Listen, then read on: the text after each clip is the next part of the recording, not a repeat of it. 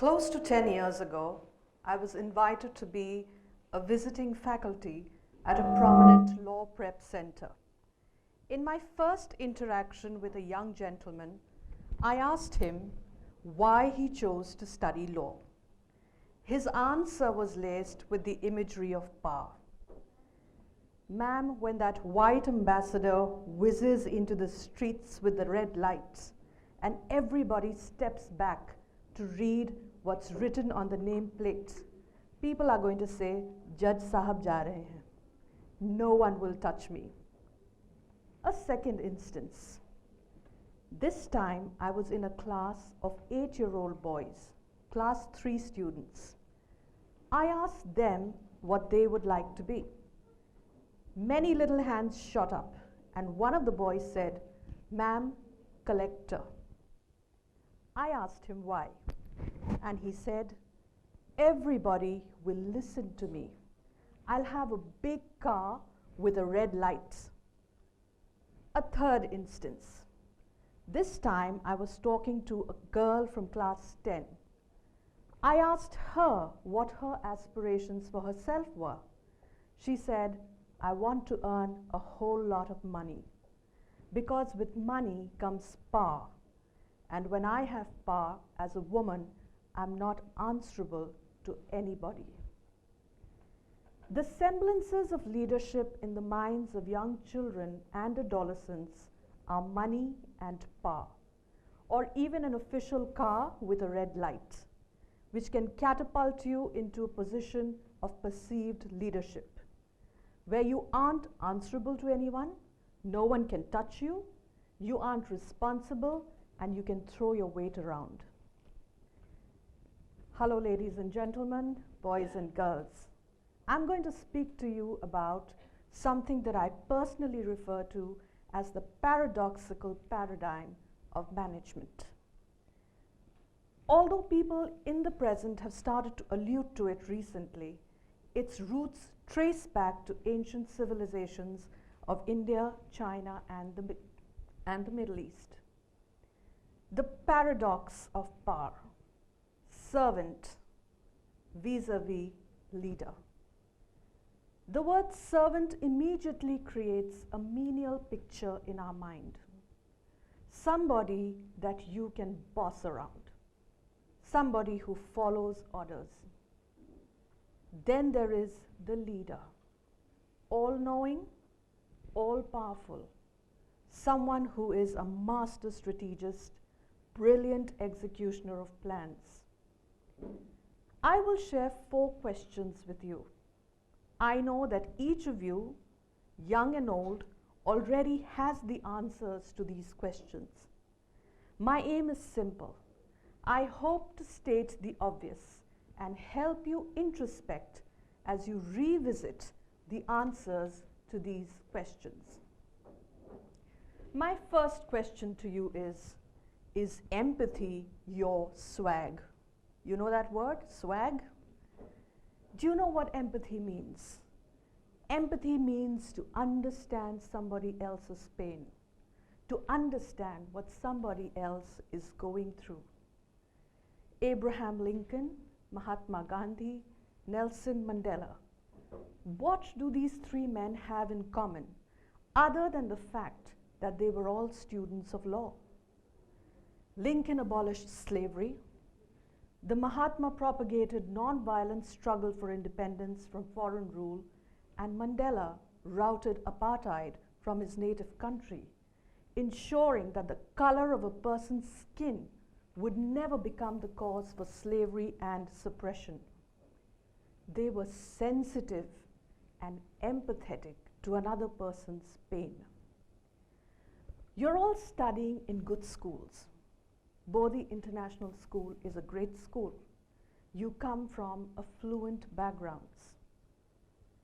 Do you, young people seated here, do you go out of your way to find out whether or not there are people who need you to serve them in your city? Do you need your parents or your teachers to do this? Or are you empathetic enough to do it by yourself? I couldn't help but share with you an Instagram post by boutique actor and role model Mr. Rahul Khanna, which sums up what servant leadership is. I have taken the liberty to ensure that the quote is gender neutral. Was asked to say what it takes to be a good human today, took some time to introspect, and came up with the word respect. Treat others as you'd have them treat you. That includes the environment too. And if you want something about which you can brag, try empathy. It's the new swag. Let empathy, boys and girls, be your new swag.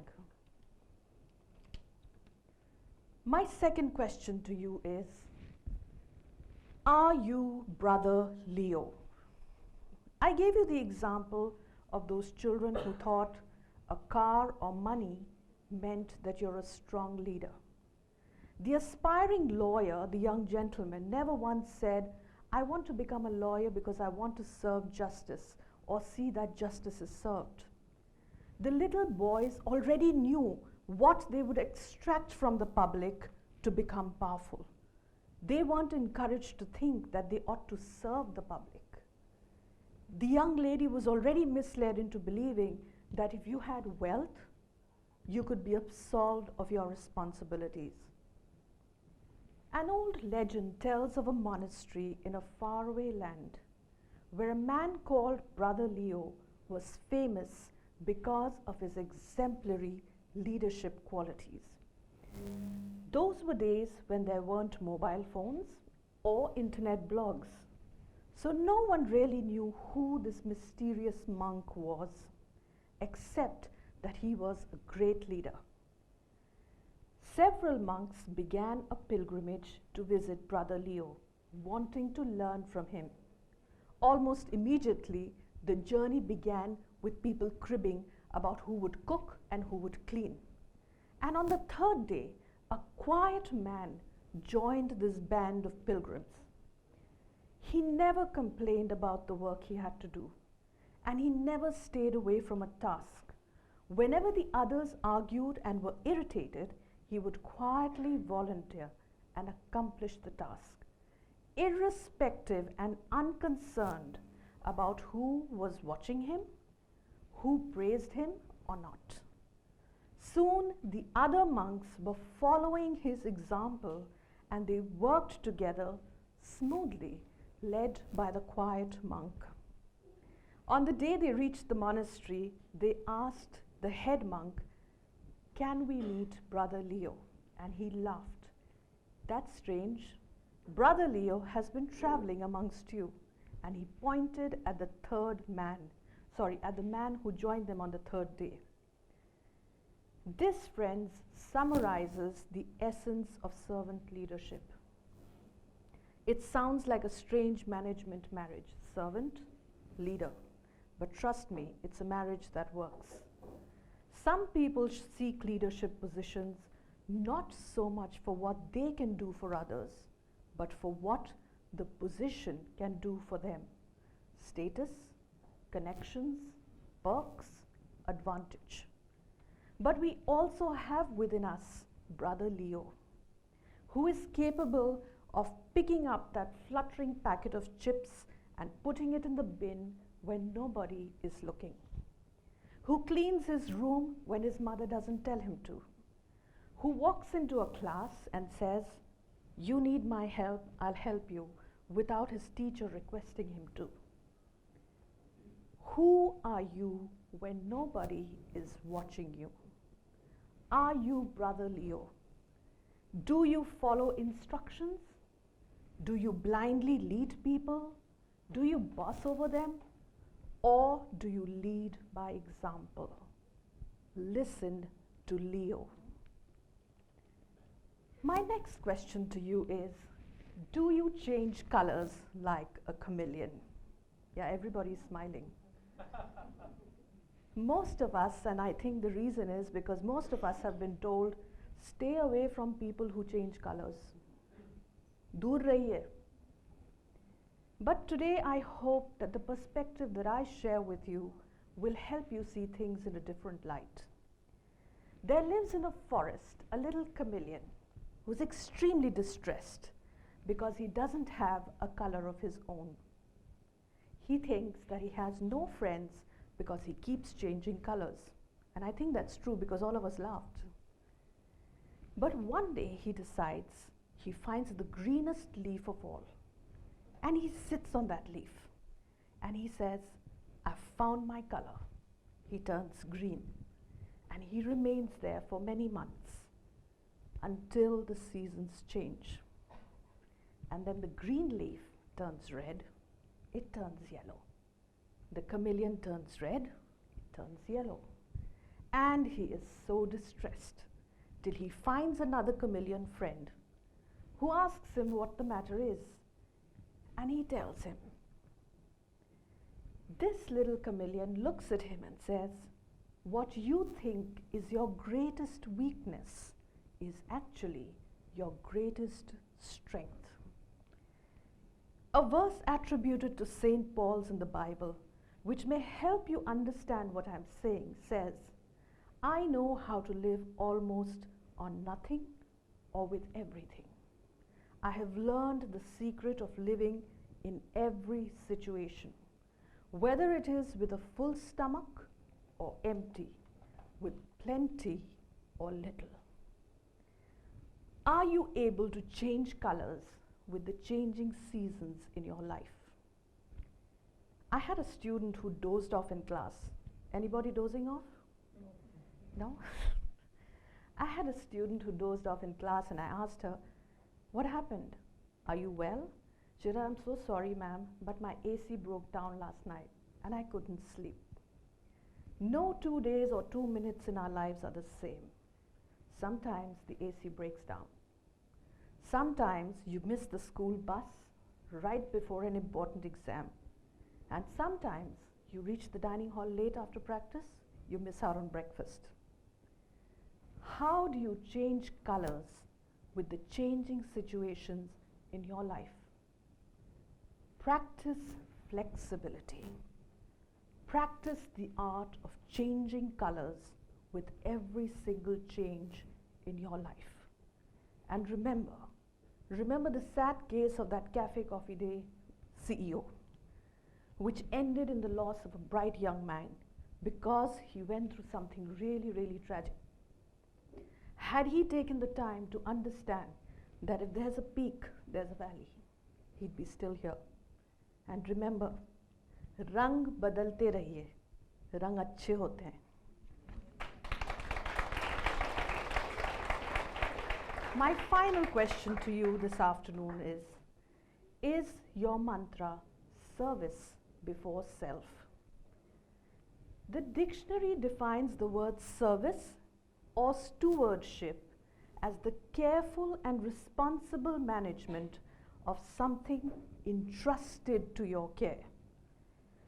I'm sure all of you sitting here, you're all children, you'd like to be called whiz-kid, genius, superbrain, but imagine being called pothole hero. You know what's a pothole? Do you know what is a pothole? Can somebody tell me what is a pothole? It means one of those dirty manholes. Imagine being called a pothole hero. Nobody wants to hear that. The guys at the back, not at all. So I'm going to tell you a story about a pothole hero called Dada Rao Bhilore from Mumbai. He lost his 16-year-old son Prakash in a terrible road accident thanks to a pothole. Within a month of losing his son, Dada Rao embarked on a journey to serve children and parents. How did he turn a personal tragedy into selfless service, forgetting his loss? He works till this day to fill every single pothole he comes across in Mumbai. Armed with blocks, stones and gravel, from 2015 till date, he has filled over 600 potholes. The father believes this is his Shraddhanjali to his son.